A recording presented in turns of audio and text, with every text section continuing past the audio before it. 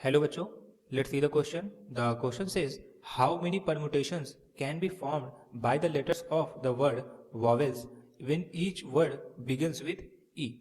So basically हमसे पूछा हुआ है कि अगर एक वर्ड है vowels, तो इसके जो लेटर्स हैं इनकी मदद से हम कितने परम्यूटेशन फॉर्म कर सकते हैं अगर हमारा हर वर्ड ई से स्टार्ट होना चाहिए. सो फर्स्ट ऑफ ऑल हम समझ लेते हैं कि इस क्वेश्चन के अंदर हम क्या की कंसेप्ट यूज़ करने वाले हैं. बेसिकली इस क्वेश्चन को सॉल्व करने के लिए हमें आइडिया होना चाहिए what is the meaning of NPR. NPR का आखिर मतलब क्या होता है. तो एनपीआर बेसिकली ये रिफर करता है परमुटेशन को. अगर कहीं पे हमें लिखा मिलता है एनपीआर, इसका मतलब ये होता है कि ये हमें बता रहा है कि वहाँ पे परमुटेशन अप्लाई किया गया है.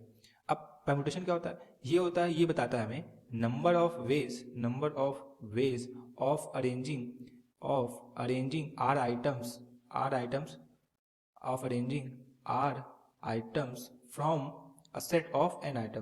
from a set of n items यानी अगर हमें कहीं पे n आइटम्स दिए हैं तो उन n आइटम्स में से किन्हीं r आइटम्स को अरेंज करने के कितने तरीके फॉर्म हो सकते हैं, वही हमें बताता है NPR.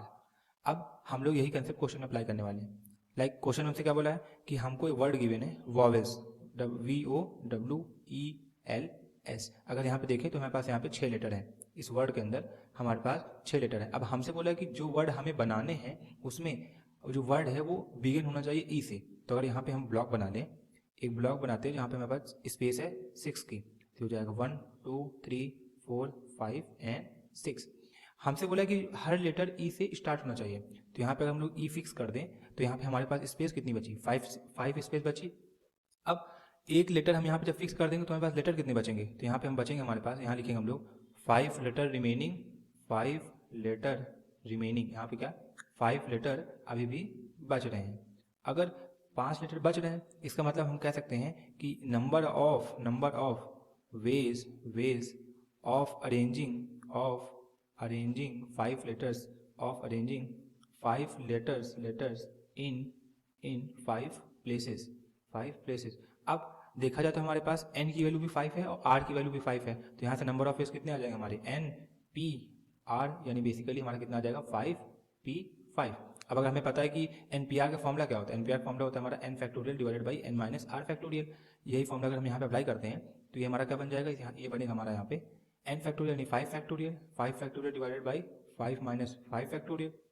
अब 5 माइनस 5 फैक्टोरियल 0 फैक्टोरियल, और 0 फैक्टोरियल की वैल्यू हमेशा 1 होती है. अब हमें सिर्फ फाइंड करनी किसकी वैल्यू, 5 फैक्टोरियल की वैल्यू. अब 5 फैक्टोरियल को हम लिख सकते हैं क्या, 5 इंटू 4 इंटू 3 इंटू 2 इंटू 1. ये हो गया हमारा 3 6 और ये हो गया हमारा 5 4 20. तो 20 इंटू 6 कितना हो गया 120. तो यहाँ से हमारा कितना आ जाएगा आंसर फाइनली 5 फैक्टोरियल का 120 वेज.